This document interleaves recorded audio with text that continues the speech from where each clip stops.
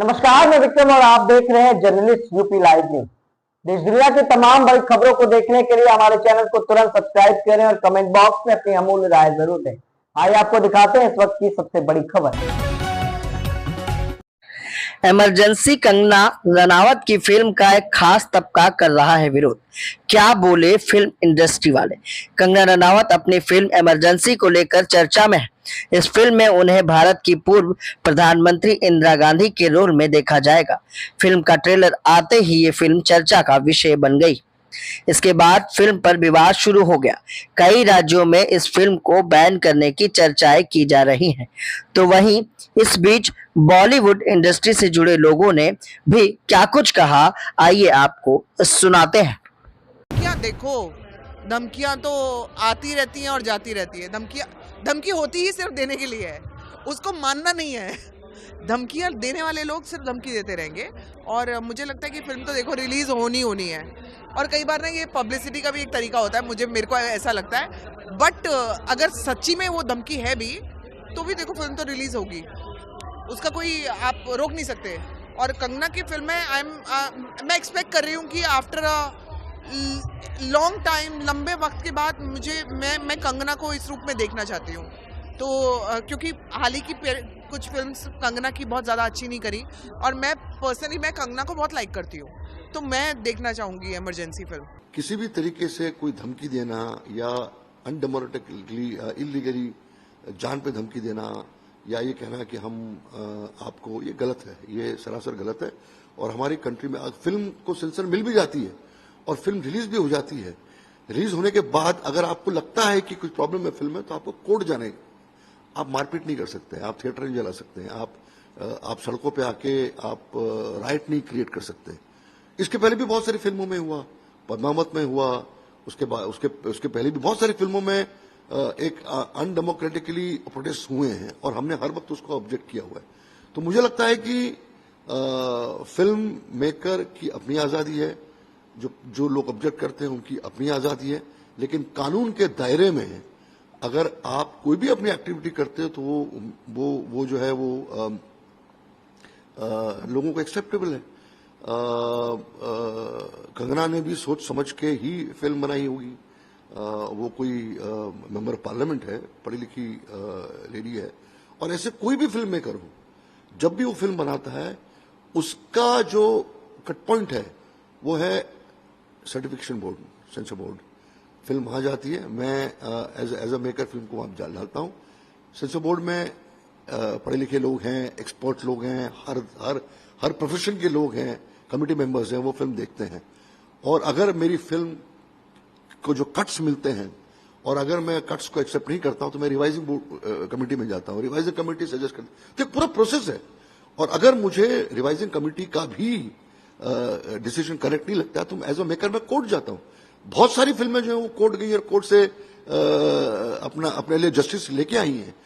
तो इस कंट्री में वायलेंस जो है वो मुझे लगता है कि गलत है, और हर फिल्म मेकर को अपने हिसाब से फिल्म बनाने का हक है। और CBFC is a statutory body जो डिसाइड करती है कि इस फिल्म में क्या जाना चाहिए और क्या नहीं जाना चाहिए। मैं एक बड़ी सिंपल सी बात बताता हूँ।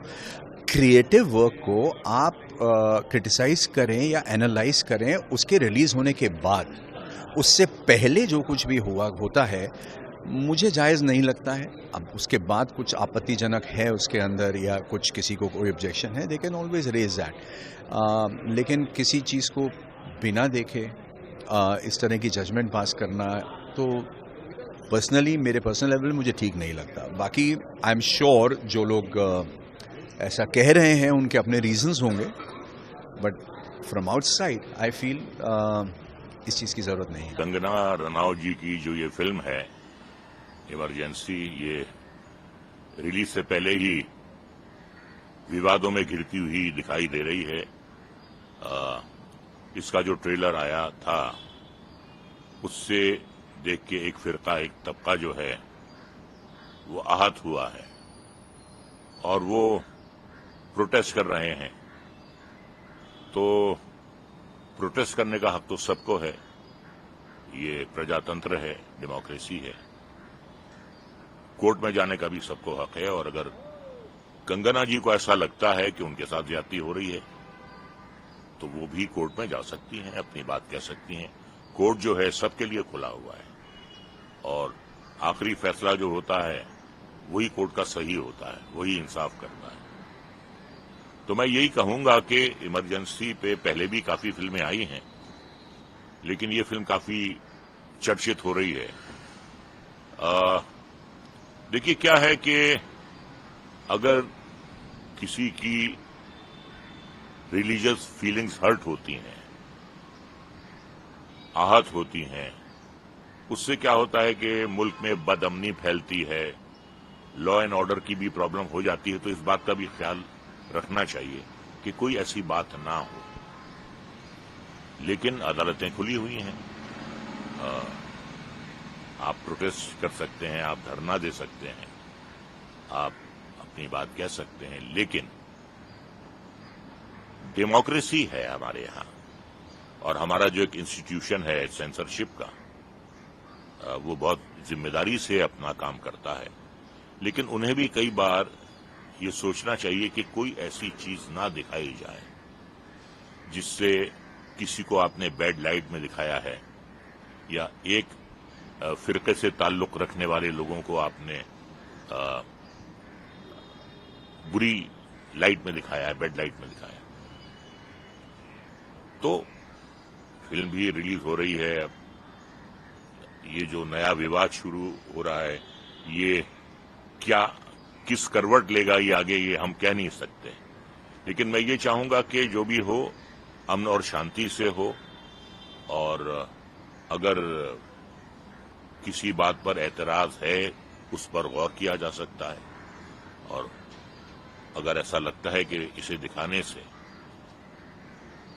डेमोक्रेसी में आपको फ्रीडम ऑफ एक्सप्रेशन का हक दिया गया है, लेकिन इसके साथ साथ किसी के जज्बात मजरू करने का आपको कोई हक नहीं है। किसी भी कम्युनिटी को आपको बैड लाइट में दिखाने को कोई हक नहीं है। ये हमारी डेमोक्रेसी कहती है। हर देश में, हर इंडस्ट्री में फ्रीडम ऑफ स्पीच होना बहुत ज़रूरी है, बट एक दायरे के अंदर। आई फील कि अगर ऐसे कुछ चीज़ें हैं जिससे sensor board obviously responsible body है, तो उन्हें पता है कि यार अगर ये बाहर आएगा या लोग ये देखेंगे तो कुछ ना कुछ प्रॉब्लम हो जाएगी। तो I am sure they have a reason, but I am hopeful कि यार ये रिजॉल्व हो जाए, सबकी पिक्चर रिलीज होनी चाहिए। एब्सोल्युटली।